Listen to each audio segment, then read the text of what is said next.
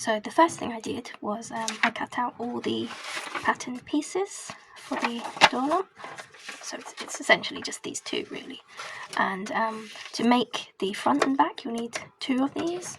So then I put the hexagons together to make two giant daisies like this. So these will be my front and back daisy. And as you see from the template, that will just go over the front.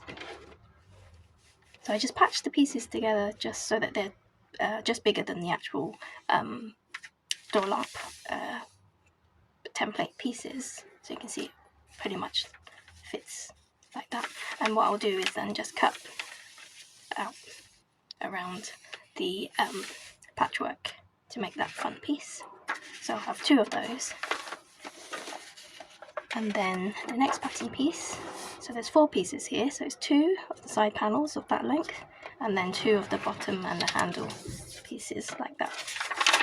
So what I've done is I've patched enough of the fabric just to make, here we go, the side panels. So I'll have two of those, and then once you fold that flap under, I then made two half daisies like this, and that will fit just slightly snugly, but yeah. And that will make the bottom and the side panels, and that's it. So I've made all of that with one charm square pack of 42 squares, and I had 4 squares left over, so I thought it'd be a good idea for you to use your charm square packs if you have any just in your stash that you want to use up. So after giving these a good press, I'll have the fun job of then taking out the backing papers, and that job will be made easier now that I've punched holes in the papers, which was a tip that I highly recommend. So the next step I'm going to do now is just give all the template pieces a good press with an iron, with the papers still in.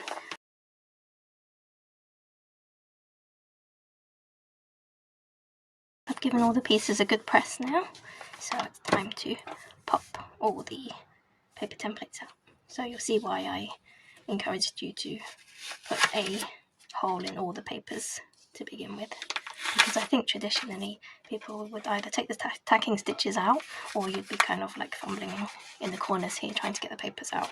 So just save yourself all the trouble and just punch a hole in all the papers, and it just makes that job easier.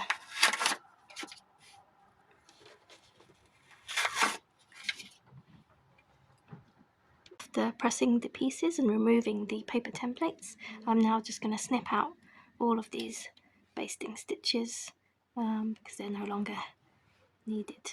That was just to hold the Hexies together whilst joining them. So just go ahead and give them all a snip.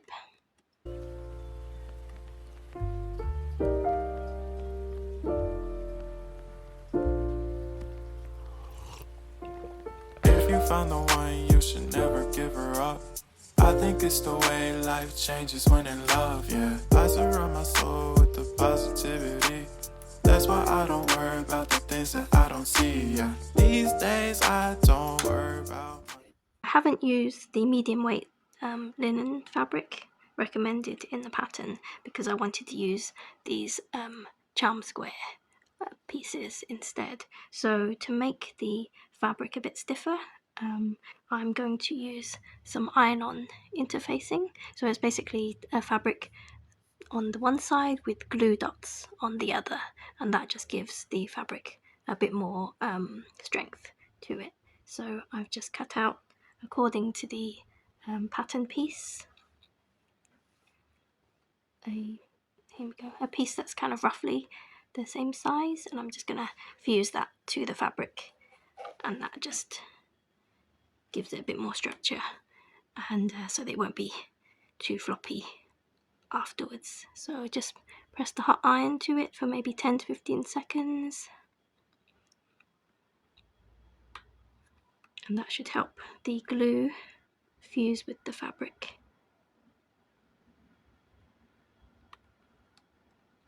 You don't have to use charm squares to do this, I just wanted to because I thought it was a nice way to use up the fabric. But if you had canvas or linen scrap fabric, that would work really well for this as well. Or like me, if you're using a lighter fabric and you have some iron-on interfacing like this, you could do it this way as well. So now you've pressed and prepped all your pieces. I've got some interfacing on the back just to reinforce my fabric a bit more. And now we're going to cut out the actual pattern pieces. So I'm just going to line it up with the template. So this is going to be one of the front or back pieces. I've decided on which part of the design I like the most. So I like this. I like the look of this area here. So I'll just place the template over the top. There's no need to use the fabric pen because I'm just going to trace around the pieces and then cut them out. So I'm just going to use a regular pencil to lightly mark around the pieces, and then I'm just going to cut them out.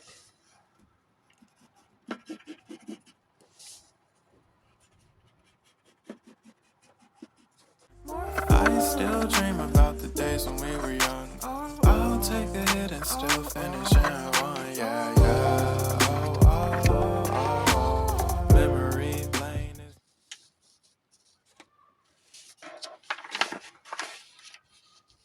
Okay, so don't worry if it doesn't fit exactly. So I've missed the piece here because the seam allowance is 1 centimetre. So there is going to be enough space to sew that up later on without that being a problem. So yeah, I would just do that with all the other pattern pieces. That's looking really cute already. Yeah, I'll meet you back.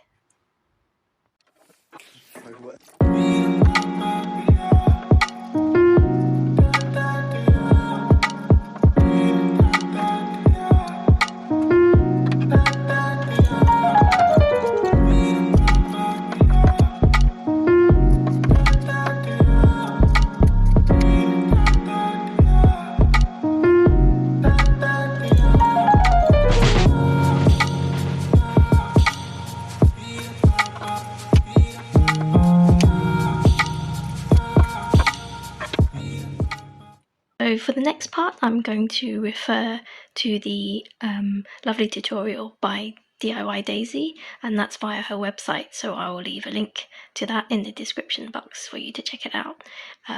So yeah, this is the one of the pattern pieces. One is for the bottom and one is for the handle. So what I've done now is I just ironed it in half, so just gave it a press like that, and then the two sides go into the middle and then fold that over and give that a press, and that starts to form the handle. So now I'm going to take this over to the sewing machine and start the sewing portion.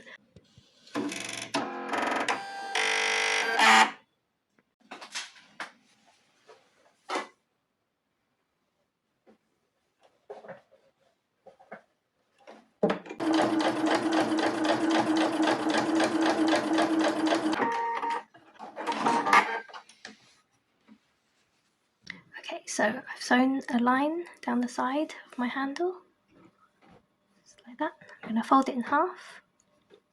I'm just going to position it into the middle of one of the side pieces, like this. And then with the right sides facing, I'm going to put the other one over the top.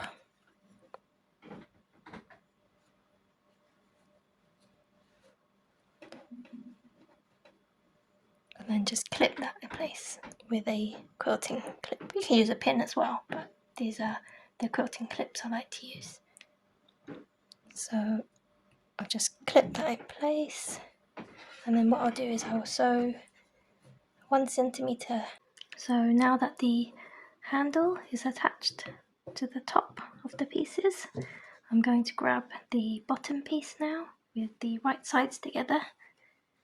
I'm going to sew 1 centimetre across the bottom here, and then again the other side, match those up, and then sew 1 centimetre across here, so that I should end up with a end up with a fabric loop that looks like that.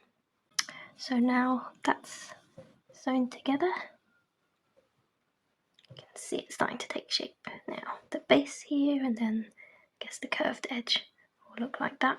So now what I'll be doing is attaching one of the front pieces. So again, right sides together.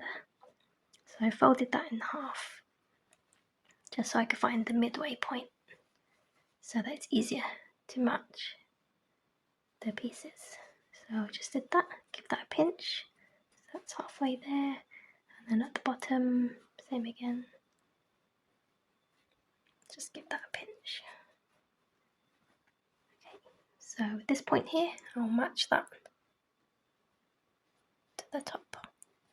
And then I'll just use a quilting clip. You can use pins if you have them. And then I'll just fasten it. And then I'll just work my way around, pinning all the sides together. And then again, I will sew around that edge too. So at this point, I've sewn the arch and I'm at the bottom where I'm sewing the bottom piece. And DIY Daisy refers to a pivot point, I think here on the right hand corner, to then in order to sew it along here. But rather than pivoting, I got a little bit confused. So I decided just to take the project out of the machine and then just kind of maneuver it myself.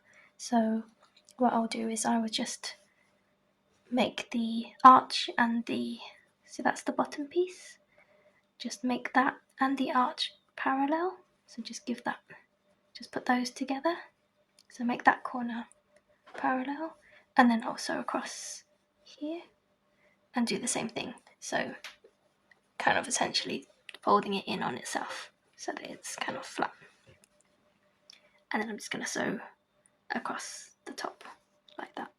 Okay, so I'm going to continue and do that with the other side. So that's the remaining front piece. So the right side's together. I'm going to pin that on and do the same thing and sew around it. But this time, rather than sealing it and closing it up, I'm going to start just a little bit from the base inwards here, go around the outside and then end on the other side about here, because I want to leave a gap in the middle in order to do the stuffing.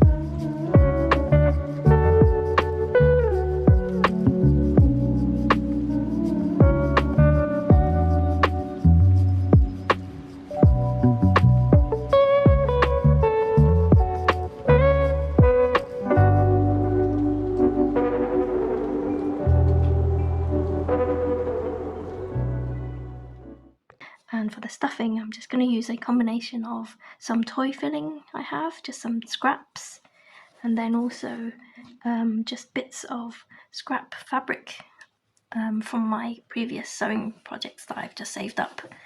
And I just didn't want to throw those away. I knew they would come in handy. So I'm just going to do that with all the extra bits of fabric. So I really like the sustainability element of this project, because it's just such a good way to stash bust and also be a bit kinder to the environment,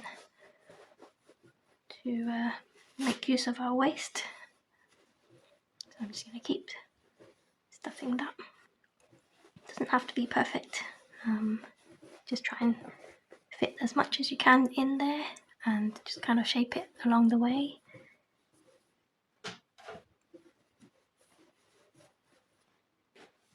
If you wanted a more sturdier one, you could maybe put some rice at the bottom, some marbles, some stones.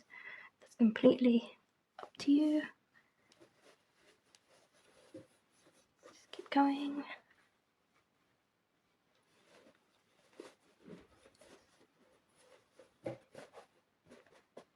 It's really starting to take shape now. It's so cute.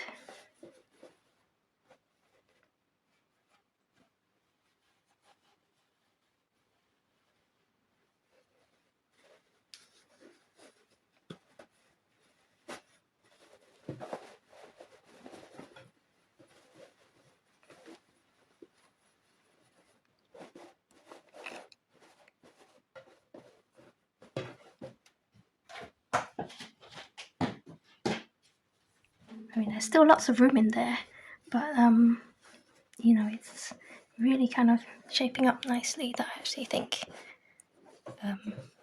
it's probably fine as it is. Really, I could probably fit more in there. So what you'll do to complete the project is just to give the opening a little pinch here and just close the opening with a simple slip stitch by hand, and just close that up, and then you're done. So here you can see my doorstop is shaping up really nicely. I probably can fit a bit more in there, but I think weight-wise that's probably about right for me. I really enjoy the sustainable aspect of this project, because it's just a great stashbuster for the charm square fabric. You can use any fabrics really, any scrap fabrics, so it's a great scrap bust for the cover, but then also for the filling, because you can put all of your fabric scraps in that too to reduce waste. Yeah, and it's just super functional, super useful. I can see myself making many more of these. Actually, this was really quite fun, and I'm really happy with the result. And I hope you all give it a go as well. Please do check out the work by DIY Daisy. Her website, she has a book as well, which I have, so hopefully in time I'll work my way through those projects as well. So yeah, thank you DIY Daisy for this lovely doorstop design. Thank you again for joining me in this video, and I hope to see you again in the next one. Bye.